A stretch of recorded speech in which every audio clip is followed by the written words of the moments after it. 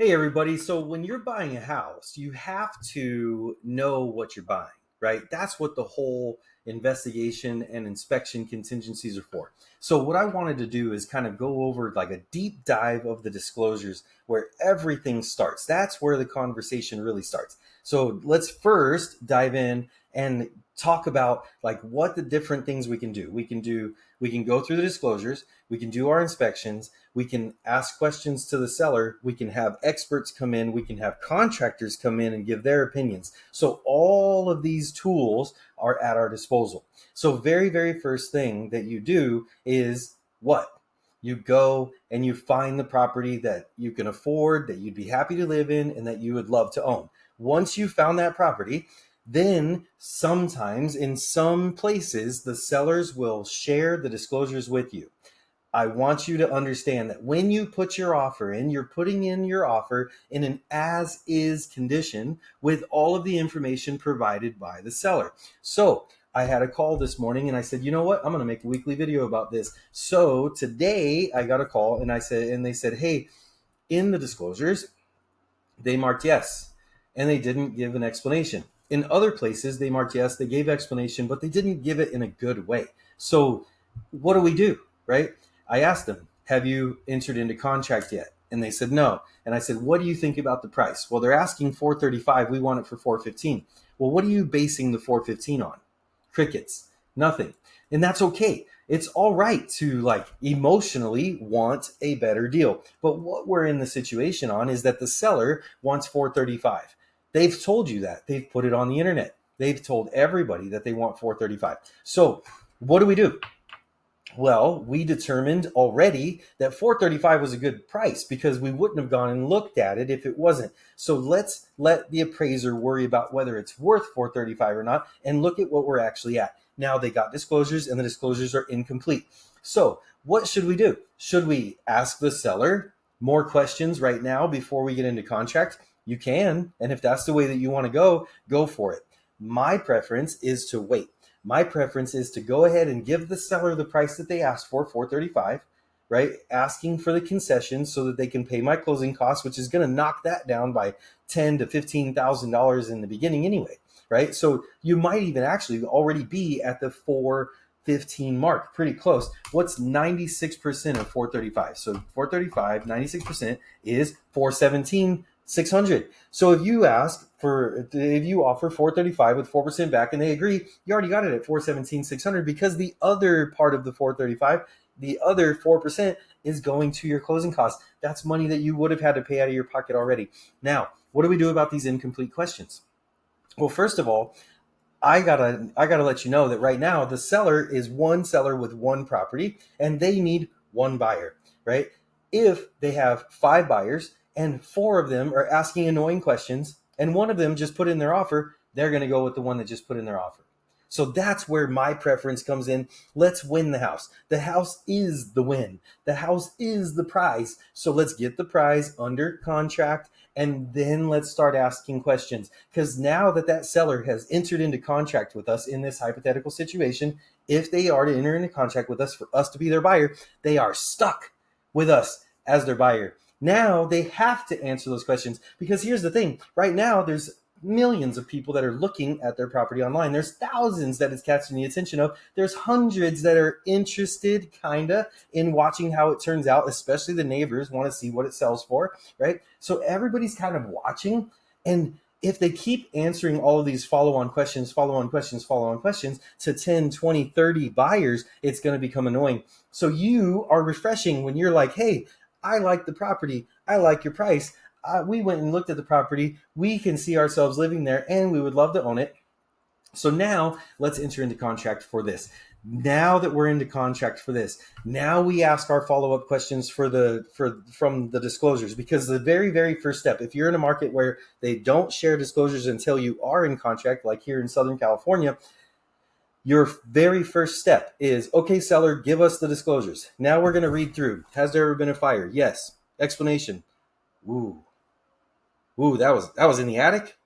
What did you do to fix it? Oh, well, we want to know what they did to fix it. But is now the time before we're in contract? No, after you're in contract. Now you say, hey, what started the fire? What level was the fire? How much was the explanation, or how much was the remedy of it? What was the remedy of it? Can I see the invoices that were paid? Did you make a claim on insurance? Because remember, as we have credit scores, how good of a borrower are we as a credit score, right? The house has an insurance score, and also you have an insurance score. I actually screwed myself on the insurance score because somebody had broke into our car and took a very expensive bag out of there, and we made a claim. And then a storm rolled through Guam and power went out for weeks, and I made a claim for the food. And then all of a sudden, USAA was like, hey, you make too many claims. Your insurance score is all kinds of out of whack, right? And I said, okay, fine. And then I moved to San Diego, and then my kid has an accident on his bicycle and runs into a car and causes a significant amount of damage to the car. And they made a claim. And you know what USAA did? They said, you're a bad insurance guy. We don't want to insure you anymore. Insurance was taken away from me by USAA for a set amount of years. Now it's been like 6 or 7 years since that happened, and they're asking me to come back to them. Whatever USAA, thanks buds. I didn't know about the insurance score, but now all of you know about the insurance score. So it is important to know, did they make an insurance claim? How many insurance claims have they made? All of these items that are in the disclosures are very, very, very important information. And when we get this important information, what do we do with it? Do we file it away? Do we add it up? Do we drive the screws to the seller with it? Yes, yes, and yes. You file it away, you add it up, and you put the screws to the seller on it. Why? Because the seller is the owner. They just owned it for X amount of years before you're going to become the owner. They know about the property. They know what they know about the property. You want to know what they know about the property. Then you get the inspector to come out there. And from your disclosures, you went through and you made all these notes on the disclosures. And you said to the inspector, it is important for you to take an extra look in the attic over here in this spot because there was a fire, right? You need to take an extra look in the basement because when we were walking through, we saw a little bit of standing water on the floor, and we want to finish the basement. We can't finish the basement if water is going to intrude in the basement. So we want to know where that's coming from. The inspector is going to be like, hey guys, I'm not a structural engineer. Hey guys, I'm not a roofer. Hey guys, I'm not a fire inspector, right? What he's going to do is he's going to tell you what he observes. So when he observes what he observes, he's going to take pictures, he's going to write it up, he's going to tell you what it should be and then what it is. Some of these should be and what it is are code. So if the house was built in the previous or it was upgraded in the previous before this new code, people don't have to go bring their houses up to code just because they're selling them, right? What the inspector is doing is letting you know, hey man, you're buying a house that has this as this finish state. And by law, if somebody were to build this house today, it would be different. It would be this way. And that's because of this, right? Whether it's fire or bugs or just structural integrity alone, earthquakes, wind, all of that stuff.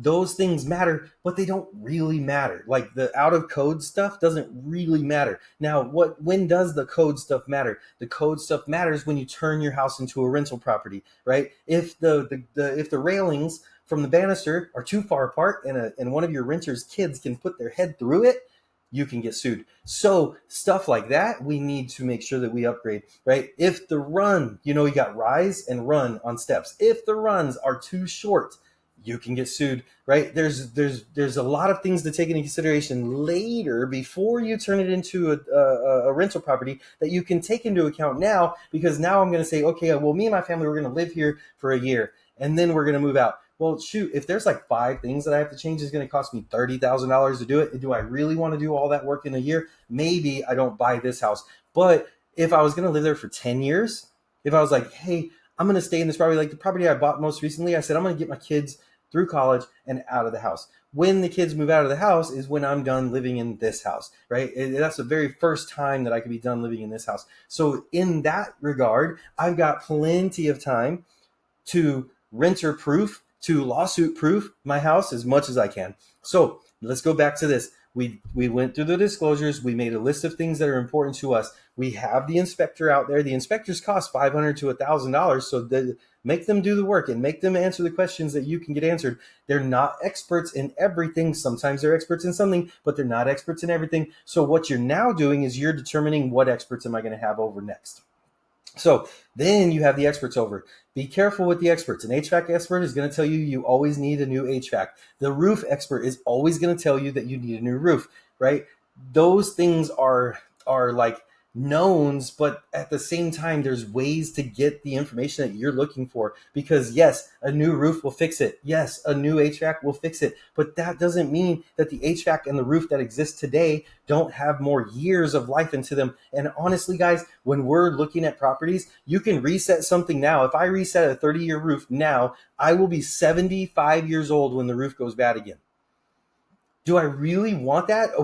Could I push it off till I'm 50 to get my roof done, and that way I'm 80 when it comes time? Or should I just wait until it's time to sell it? Or should I wait until there's 3 leaks? My rule on roofs is on the 3rd leak, I'll fix it. I'll do the whole thing, right? So the first 3 leaks, I patch.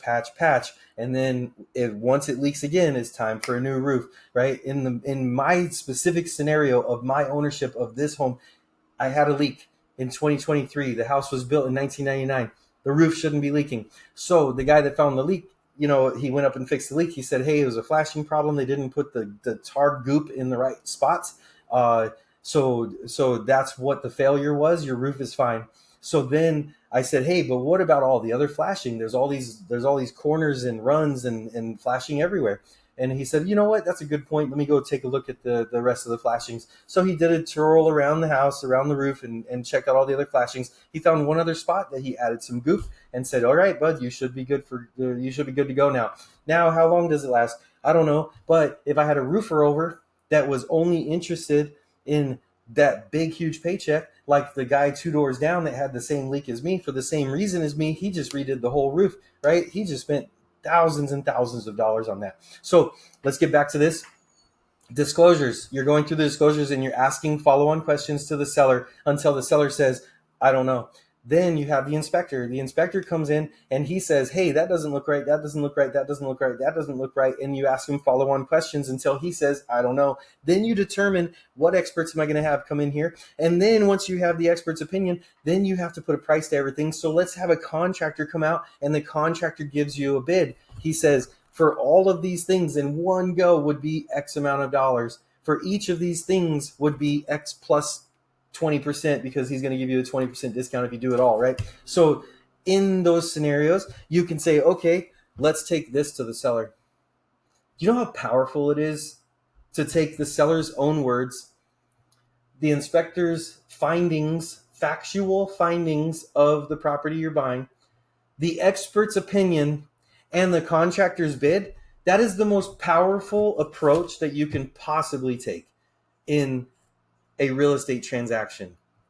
If you can add something to what I just said, please make a comment down below. Text me at 760-497-9964. Go to my website, DannyBarkerRealtor.com, and share your information with me and let's discuss. I would love to make this video again in a more powerful way with your additions to it.